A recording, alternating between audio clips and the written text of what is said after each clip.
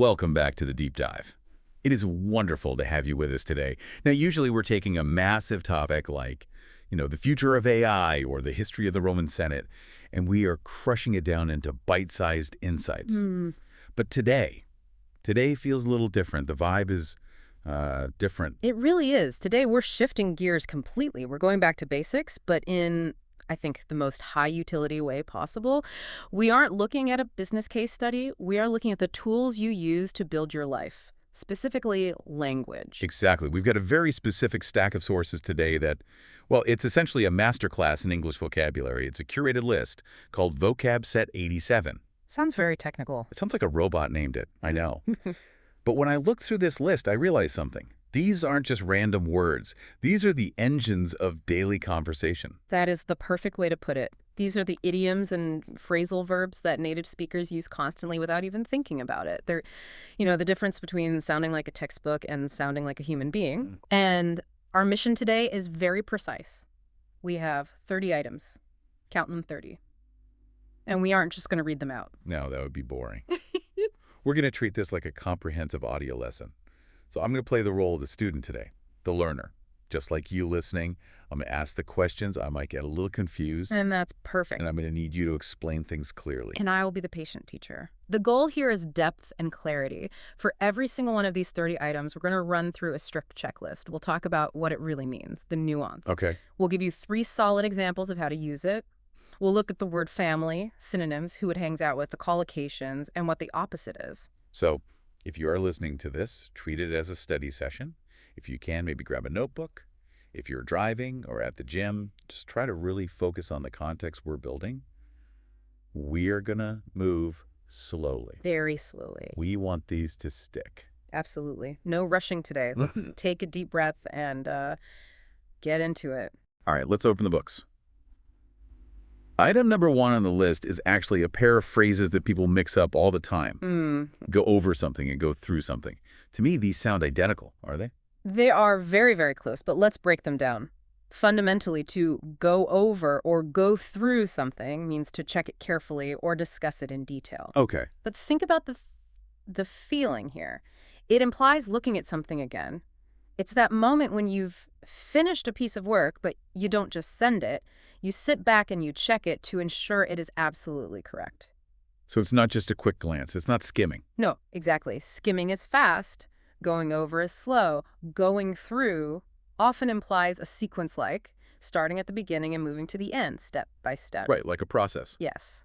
Imagine you are looking for a needle in a haystack. You are going through the hay methodically. Okay, that makes sense. Let's see how this lives in the real world. Can you give me the first example? Sure. Think about a student. Example 1. Reviewing homework before submitting. You might say, I need to go over my homework one last time before I hand it in. You're hunting for mistakes. You are. I do that with emails all the time. What about a business context? Yeah, that's a good one. It's huge in business. Example 2. Discussing details of a business plan. You're in a meeting and you say, let's go through the details of the plan to make sure we aren't missing anything. That implies a systematic check. Point A, point B, point C. Precisely. And for a more general life example, example 3, checking a list of supplies. Maybe you're going camping. You stand by the trunk of the car and say, we went over the list to ensure we had enough food. Okay, that clicks. So let's get a bit technical for a second. Where does this fit in the language map? What's the word family or the semantic field? These are verb phrases. The semantic field, the general bucket of meaning, is revision, examination, or checking. It belongs to the world of verifying things, of accuracy. And if I want to sound a bit more formal, what are my synonyms? You have some great options. Review is probably the most common. Check. If you want to sound like a detective or, I don't know, a health inspector, you could use examine or inspect. Inspect is very formal, though. Right, and grammar-wise. Any traps to avoid? Definitely watch your prepositions. You can't just say, go the report. Yeah. You have to go over it or go through it. Yeah. Those little words, the particles, are essential to change the meaning from just, walking to checking. Right, that makes sense. And collocations.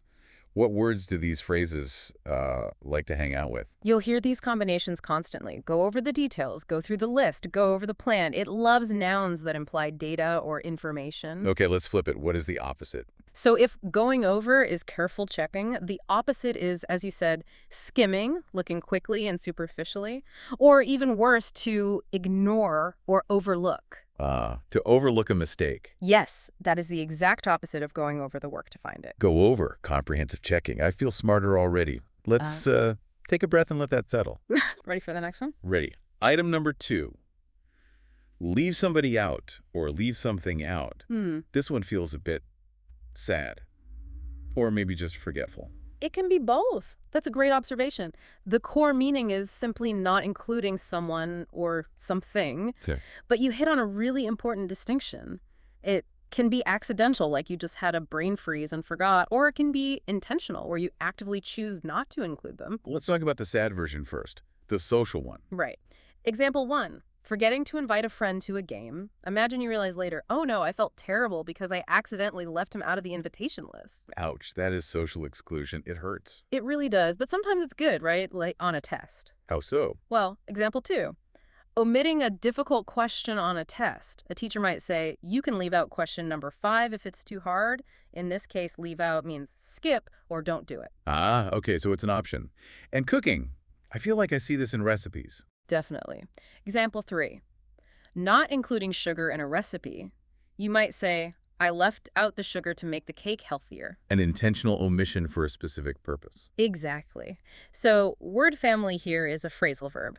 The semantic field is exclusion or omission. And what are the synonyms if I want to mix it up a little? Omit is the direct formal synonym. Exclude works really well for people. Skip or maybe miss out. What's the difference between miss out and leave out?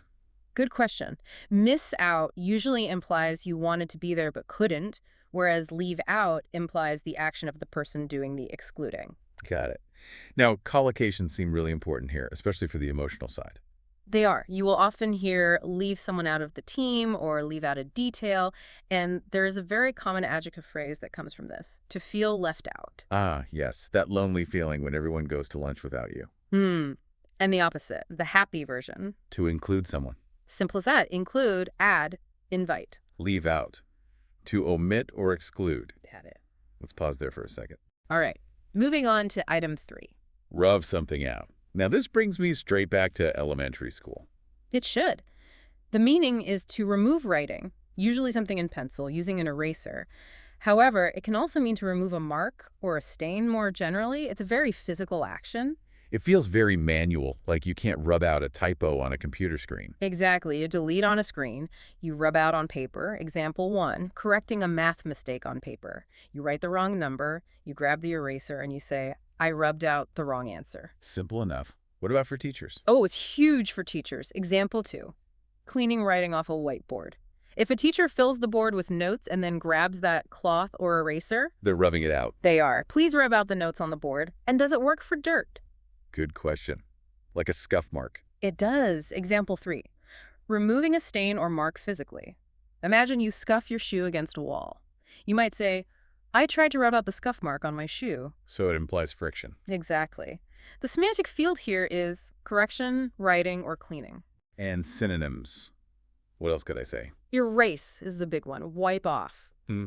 And as we said, delete is the digital synonym. But you wouldn't say rub out a file. Never. Collocations? You'll hear rub out a mistake or rub it out completely. Right. And the opposite of rubbing something out. Well, you're making the mark rather than removing it. So write down, record, mark. Rub out. Physical erasure. Clear. Taking a beat. Next one up. Item number 4. This one is all about fairness. Take it in turns, or take turns at something. This is such a crucial phrase for social cooperation. It basically keeps civilization from falling apart. That's a big claim. Well, the meaning is doing something one after the other, not at the same time. It's about sharing an activity equally in a sequence. It sounds polite, like British queuing culture embodied in a phrase. It is very polite. Example 1, a classic. Children using a swing on a playground. Yeah. There's only one swing. A parent intervenes and says, you need to take it in turns on the swing. One goes, then the other. What about on a road trip? That's a classic one. Oh, essential for survival on a long drive. Example 2, driving a car on a long road trip. You'd say, we took turns at the wheel so no one got too tired. I drive for 2 hours, you drive for 2 hours. And in a meeting. Oh, yeah, to stop people talking over each other. Right. Example 3. Speaking during a meeting. Let's take it in turns to share our updates. It prevents everyone shouting at once. Okay, so the semantic field is cooperation, sharing, order. What are some synonyms? Alternate is a good, slightly more formal word for it. Rotate, or simply share. Now, the prepositions seem a bit tricky here. It's in turns or at doing something. Yes, this is a common stumble. You take it in turns, that's a set phrase. Or you can take turns at doing something. Or even more simply, take turns doing something. Okay, so a few options there. Yeah. And collocations. Take it in turns to read. Take turns at the wheel. And the opposite, the selfish version.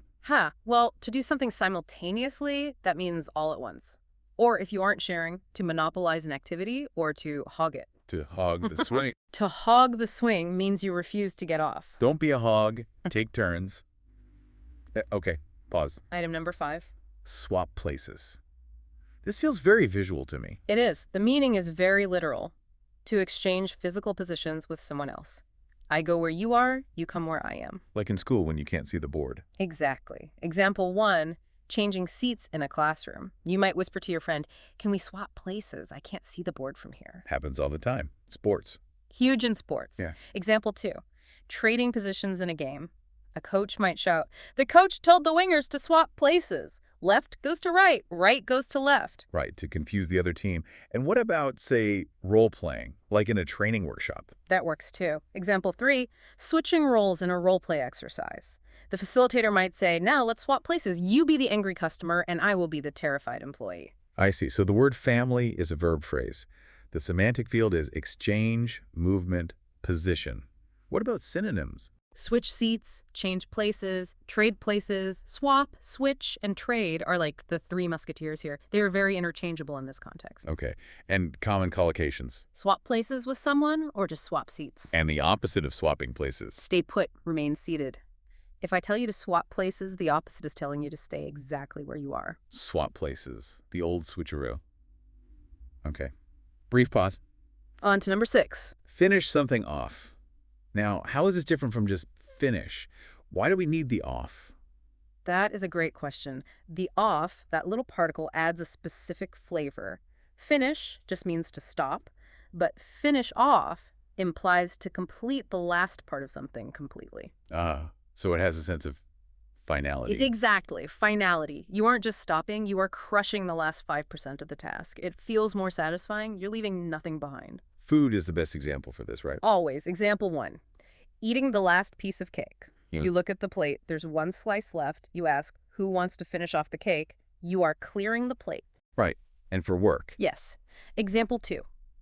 Writing the conclusion of an essay. You're not starting it. You say, I just need an hour to finish off this report. It implies you are very near the end. Just the final touches and manual labor, like painting a room. Perfect. Example 3. Completing the final tasks of a project. We stayed late to finish off the painting. Just that last corner, the final coat. Okay, so the semantic field is completion, ending, synonyms. Complete. Conclude. Wrap. Wrap up is a fantastic synonym here. Let's wrap this up. I like that one. Collocations. Finish off a meal. Finish off a report. And in a more competitive context, like video games or boxing, you might hear, finish him off. Aggressive, but clear.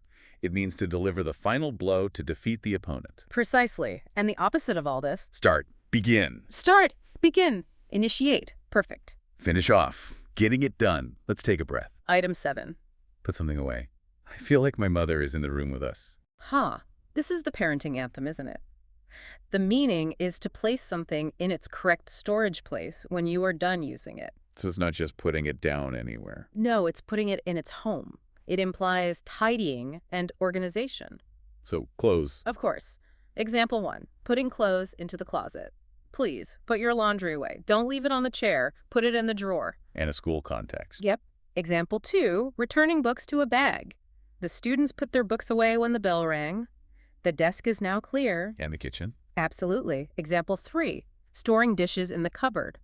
I washed the dishes. Can you put them away? Meaning put them in the cupboard where they belong. Right. So the semantic field is tidying, organization, storage. What are some synonyms? Store, tidy up, pack away. And collocations. It feels like it's often with personal belongings. Very much so. Put your toys away. Put the books away. And the opposite. Take out or get out. You take the toys out to play, you put them away when you're done. Put away. Returning things to order. Okay. Moving on. Next up, number 8. Call it a day.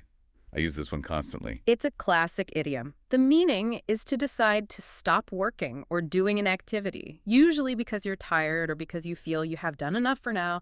It's a declaration. It's the I quit for now button. Exactly. But it's usually positive. It's not quitting in defeat, it's completing a session. Example 1. Leaving the office at 5 p.m., you look around and say, we've done a lot of work, let's call it a day. Right. What about studying? Oh, definitely. Example 2.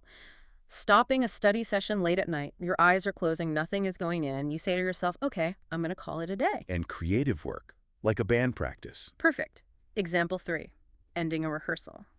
The band was exhausted, so they decided to call it a day. The semantic field is work, ending, decisions, synonyms. Stop working. Finish up. Informally, in the UK especially, you might hear, pack it in. Pack it in, okay. Collocations. It's very formulaic. Let's call it a day. Or, I think it's time to call it a day. And the opposite. What if you're not calling it a day? You're burning the midnight oil. That means working very late into the night.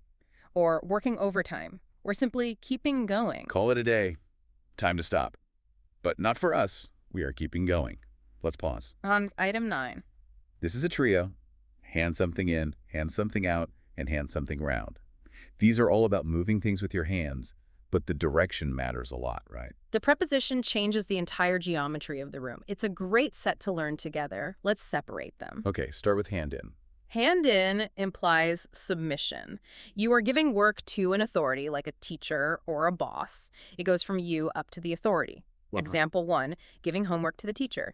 Don't forget to hand in your essay by Friday. Okay, that's clear. Now, hand out. Hand out is the opposite flow. It means to distribute from one source to many individuals, from the authority down to the group. I see. Example 2, teacher giving exam papers to students. The teacher handed out the tests. One stack becomes 30 papers. Got it. And hand round. Hand round, or sometimes hand around, means to pass something from person to person within a group. It's circular or lateral. Example 3, passing a box of chocolates at a party. She handed around the photos for everyone to look at. I give it to you, you give it to him, he gives it to her. So in goes up to the boss, out goes down to the group. Round goes circle style. Perfect summary. The word family for all 3 is phrasal verbs. The semantic field is distribution and submission. Synonyms for each. For hand in, a good formal one is submit. For hand out, use distribute. For hand round, you could use circulate.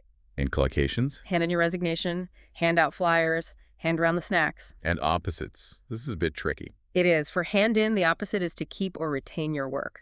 For hand out, the opposite action is to collect or gather the items back. But that's a very useful cluster. Hand in, out, and round. Let me digest that for a moment. On to item 10. Give something out. Now, this sounds very close to hand out. It is very similar.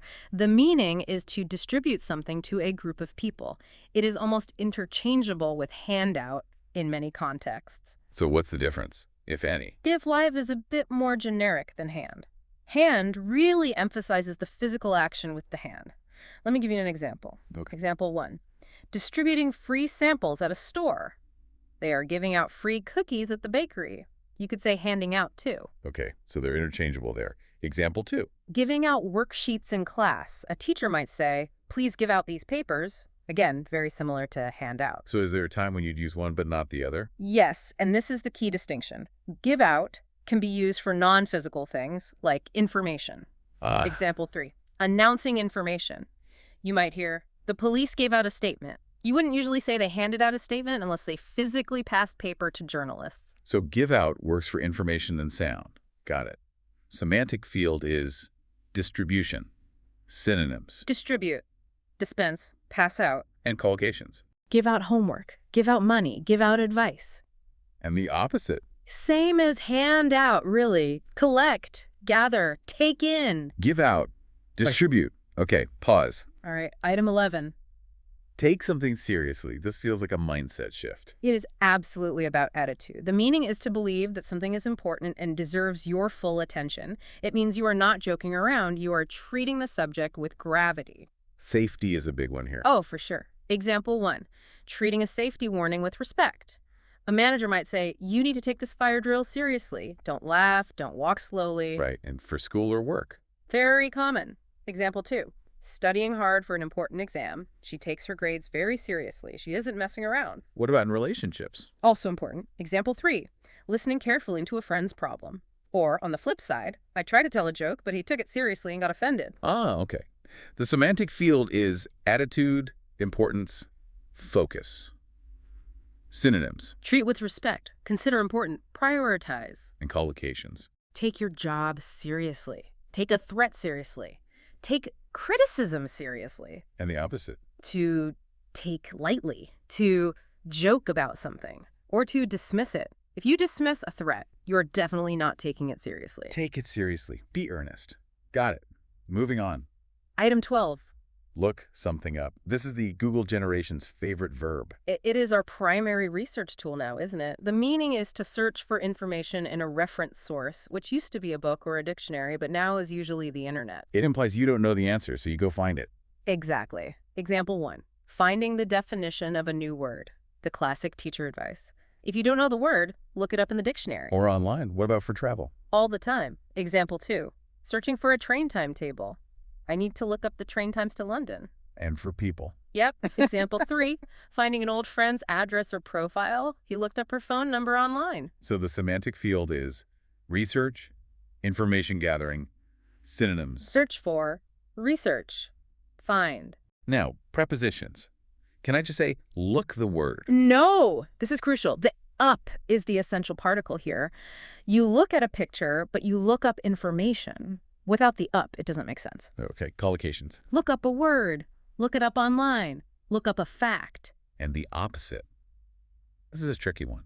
It is. There's no direct antonym, but contextually, the opposite would be to ignore the question or to guess the answer. If you don't look it up, you are guessing. Look up, search, brief pause. Let's do item 13. In rough.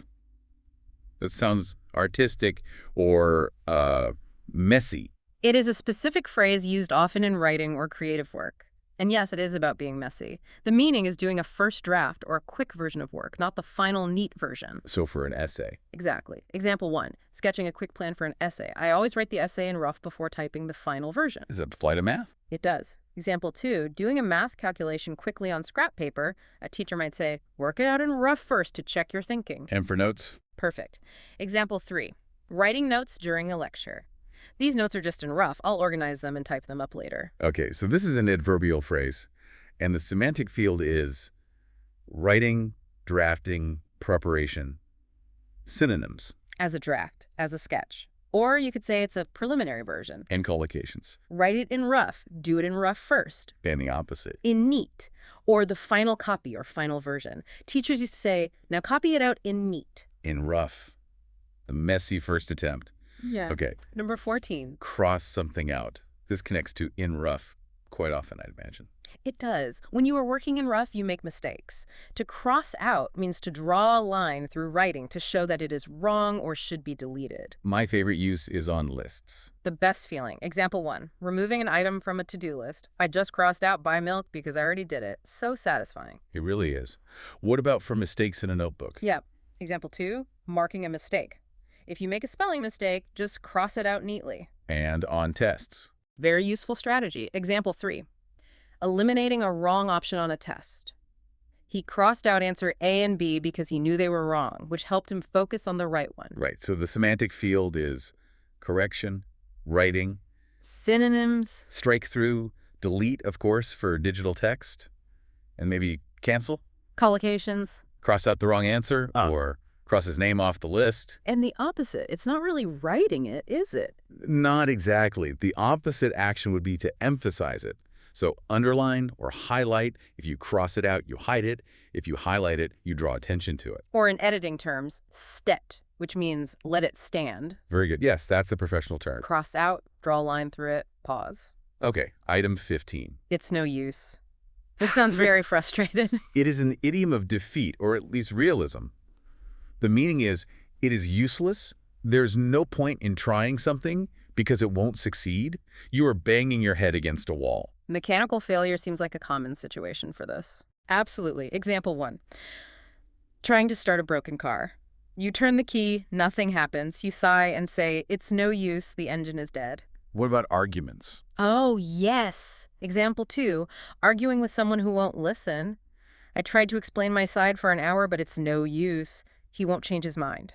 And what about fighting against nature? A great example. Example 3. Trying to fix an umbrella in a hurricane.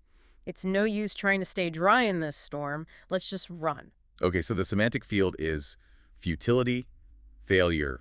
What are the synonyms? It's pointless. It's a waste of time. Or, more formally, it's futile. And collocations. I feel like there's a famous one. There is a very famous proverb. It's no use crying over spilt milk, meaning don't worry about past mistakes you can't change. Right. And the opposite. It's worth it. It's effective. It works. It's no use giving up on a specific method. Let's take a breath. We are halfway. Item 16. Go back. Simple words, but lots of meanings. It's a foundational movement phrase. The core meaning is to return to a place, a time, or a previous topic in a conversation. Physical return first. Sure. Example 1. Returning to your house. Oh no, I forgot my keys. I have to go back. You are reversing your physical direction. And in books or study. Yes. Yeah. Example 2. Reviewing an earlier chapter. This doesn't make sense. Let's go back to chapter 1 in a review. Yeah. And in a conversation. Constantly. Example 3.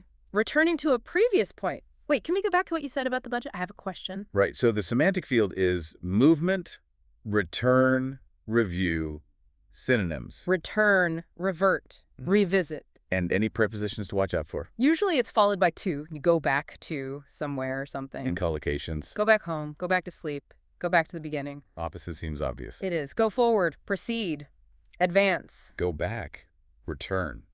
Okay. Item 17. Build something up. This feels very constructive. It is positive. The meaning is to increase or develop something gradually over time. It implies a process, like laying bricks one by one. So it can refer to confidence or a business or physical size. All of the above. Let's start with the body. Example 1. Increasing physical strength. He goes to the gym to build up his muscles. Right, and business. It's a classic. Example 2. Growing a company. She built up the business from just an idea in her garage to a global empire. And what about psychology? Also a great fit. Example 3. Increasing someone's confidence. He was very shy, so he tried to build up his confidence with lots of praise and small successes. I see. So the semantic field is growth, development, increase. Synonyms. Develop, strengthen, expand, accumulate. Palliation. Build up confidence, build up a business. And there's a common negative one too. Traffic builds up.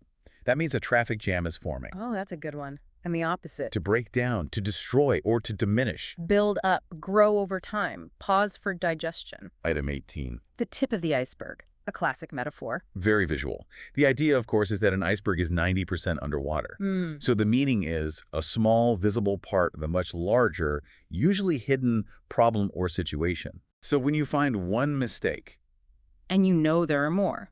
Exactly. Example 1. Seeing one error in a report. You found one typo. That's just the tip of the iceberg. The whole document is a mess. and for money. Very common for hidden costs. Example 2. The hidden costs of buying a house. The price of the house is just the tip of the iceberg. Wait until you see the taxes and repair bills. And for health. Example 3. A small symptom indicating a larger illness. A doctor might say, the headache was just the tip of the iceberg. There's a more serious underlying condition. Right. The semantic field is scale, hidden problems, perception, synonyms. There aren't many direct synonyms, but you could say it's just the beginning or it's a small fraction of the problem. And collocations. It feels like it's always used in one way. It is almost always used in the full phrase, that's just the tip of the iceberg. And the opposite. The whole picture, the entirety. Tip of the iceberg. Yeah. Deep hidden problems. Okay. Number 19. Do's and don'ts. Is this always used in the plural like that? Yes, always plural. You'd never say a do and a don't. The meaning is the rules or advice about what you should and should not do in a specific situation. It's like a little guidebook for behavior. So for safety. A perfect example. Example 1. A guide on safety in a lab. On the wall, there's a list of the do's and don'ts of handling chemicals. Do wear gloves, don't drink the beaker. Huh. Right. What about for travel? Very important. Example 2. Advice for a tourist. You should learn the do's and don'ts of the local culture before you travel to be respectful. And in the office. The office kitchen, especially. Example 3. Rules for using the kitchen. There is a list of do's and don'ts on the fridge. Do wash your cup, don't steal someone's lunch. The ultimate crime. Okay, so the semantic field is rules, advice, etiquette, synonyms. Rules, guidelines, regulations, etiquette. Collocations. The do's and don'ts of, and then an activity, like the do's and don'ts of driving, or to learn the do's and don'ts. And the opposite. Conceptually, it would be a free-for-all or lawlessness, a situation where there are no rules at all. Do's and don'ts. The rule book. Got it. Pause. On to item 20. Make yourself understood. This is the ultimate goal of language, isn't it? It really is. The meaning is to communicate effectively so that other people understand your meaning, especially when it's difficult, like with a language barrier or loud noise. So travel again. Yes. Example 1. Speaking a foreign language. My Spanish is bad, but I used my hands and spoke slowly and managed to make myself understood and order dinner. That's a victory. What about noise? Example 2. Shouting over loud music. The club was so loud I had to shout right in his ear to make myself understood. And what about complexity? Good one. Example 3. Explaining a hard idea. He used diagrams and simple analogies to make himself understood because the scientific concept was very abstract. The semantic field here is communication, clarity, synonyms. Communicate clearly, or get your point across. And collocations. You often hear it used with a struggle. He struggled to make himself understood. And the opposite. To be misunderstood, or to be incoherent. Make yourself understood. Get the message across. Okay. Item 21. Make the most of something. I like this one. It feels optimistic. It is very optimistic. The meaning is to enjoy something or use something as much as possible, to take full advantage of an opportunity because it might not last forever. Like on vacations. The perfect example. Example 1. Enjoying the last day of a vacation. We have to leave tomorrow, so let's make the most of today. Let's go to the beach. Right. And what about small spaces? Yes. Example 2. Using a small apartment efficiently. It's a tiny room, but they really made the most of it with clever shelving and furniture. And learning from people. Mentors. Oh, definitely. Example 3. Learning from an expert. She's a world-class expert. Make the most of her advice while she is here visiting. Squeeze all the value out that you can. The semantic field is opportunity, optimization, enjoyment. Synonyms. Capitalize on, take advantage of. You could say exploit, but exploit can sound negative. Make the most of is always positive. Right. And collocations. Make the most of the good weather. Make the most of your time. Opposite. To waste an opportunity. To squander it. To ignore it. Make the most of it. Carpe diem. Pause. All right, item 22. Learn something by heart. This is a very specific way of learning. The meaning is to memorize something perfectly, so you can say it without looking.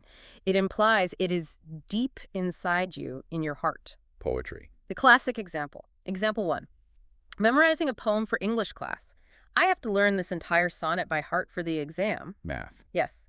Example 2. Learning multiplication tables. In many schools, children learn their times tables by heart. 2 times 2 is 4, instantly. And acting. Absolutely. Example 3. Memorizing a script.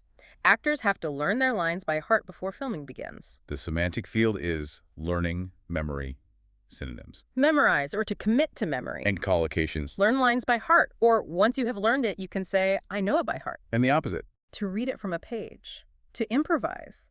Or simply to forget. If you read a speech, you haven't learned it by heart. Learn by heart. Memorize perfectly. Okay.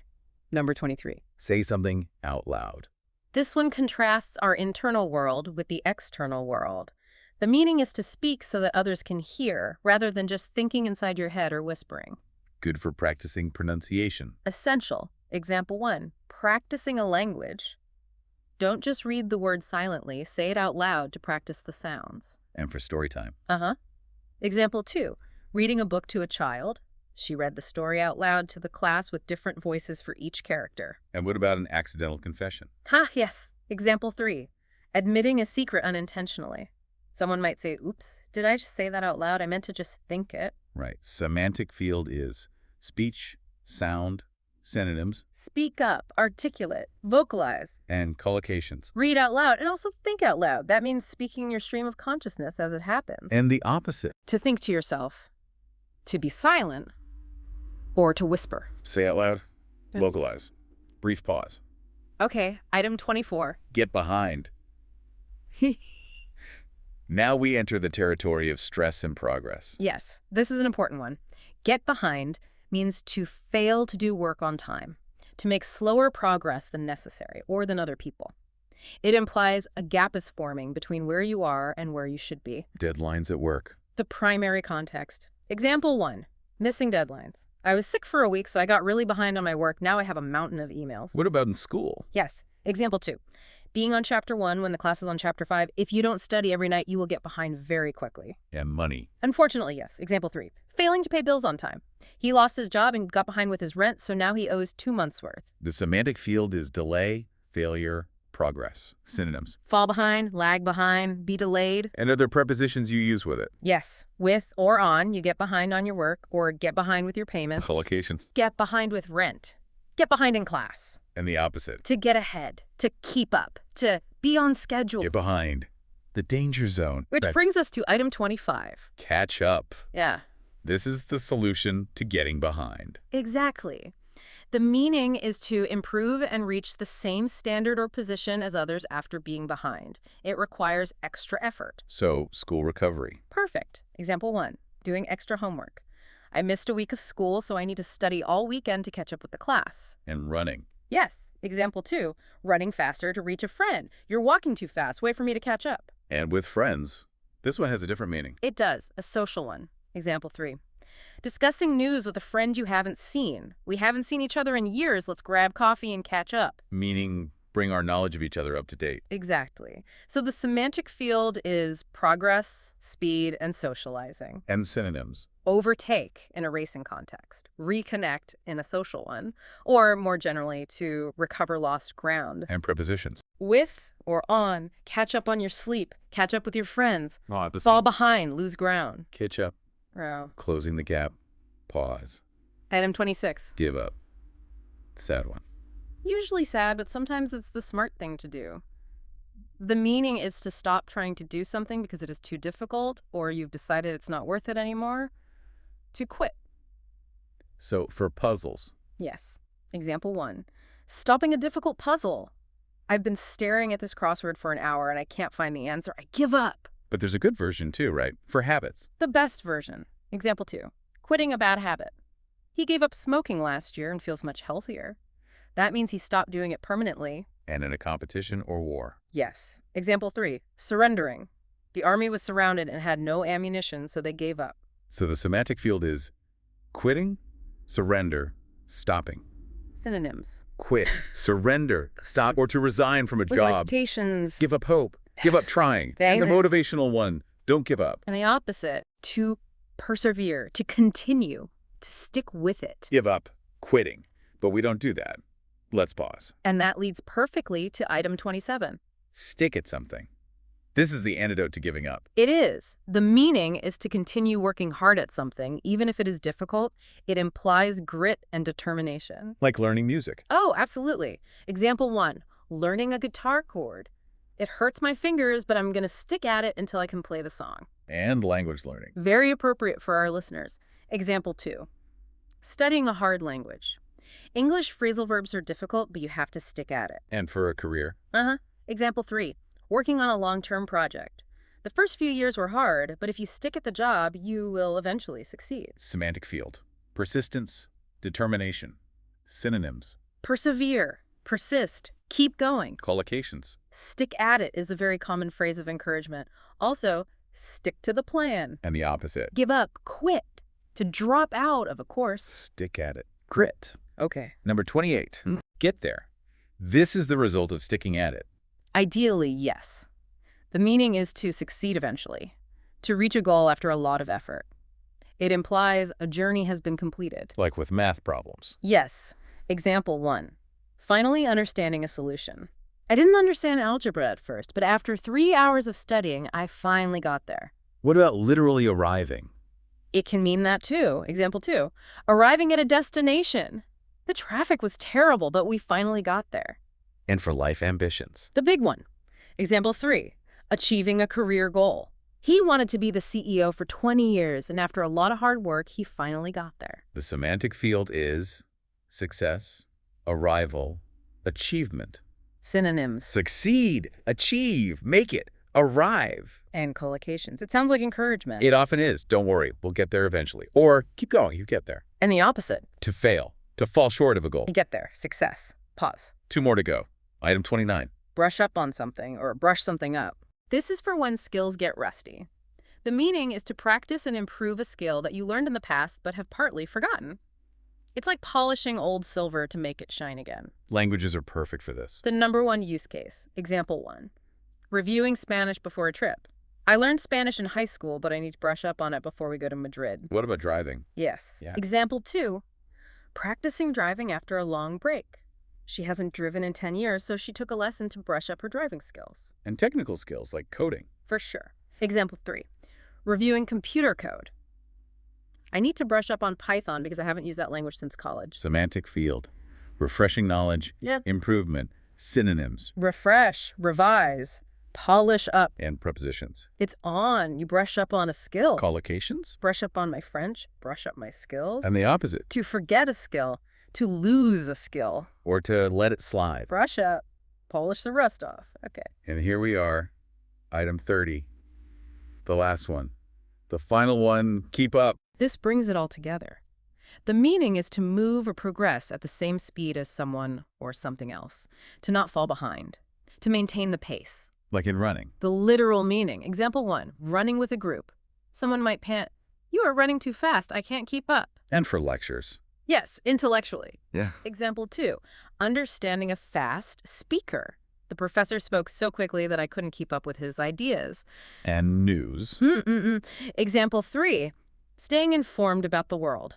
I read the newspaper every day to keep up with current events. The semantic field is speed, maintenance, progress, synonyms. Maintain pace, stay level with, or a more formal one, keep abreast of. And collocations. I feel like I've heard a pop culture one. Keep up with the Kardashians, a famous reference about staying current with famous family. Also, keep up the good work as encouragement. And the opposite. Fall behind, lag. Keep up, stay with the pack, and wow, that is 30. That is 30. Take a deep breath. We made it. That was a marathon. We covered a huge amount of ground there. I feel like my brain is full. We did. But I want to emphasize the why here. These aren't just random words from a textbook. If you look back at this list, catch up, get behind, stick at it, call it a day, make yourself understood. These are the tools for describing the struggle and success of working, studying, and living. They are the narrative of progress. So here is my provocative thought for you to take away. Look at your life right now. Which of these phrases describes your current stage? Are you getting behind on a project? Are you sticking at a difficult relationship or a new skill? Or have you finally gotten there with a big goal? That is a great question. And here's our call to action. Don't just let these words sit in your ears. Pick just one phrase from today. Just one. Just one. And use it in a conversation or an email immediately. Today. I need to call it a day. Or let's go over the plan tomorrow. Use it, and it becomes yours. Thanks for joining us for this special deep dive. It's been a pleasure. Keep sticking at it. See you next time.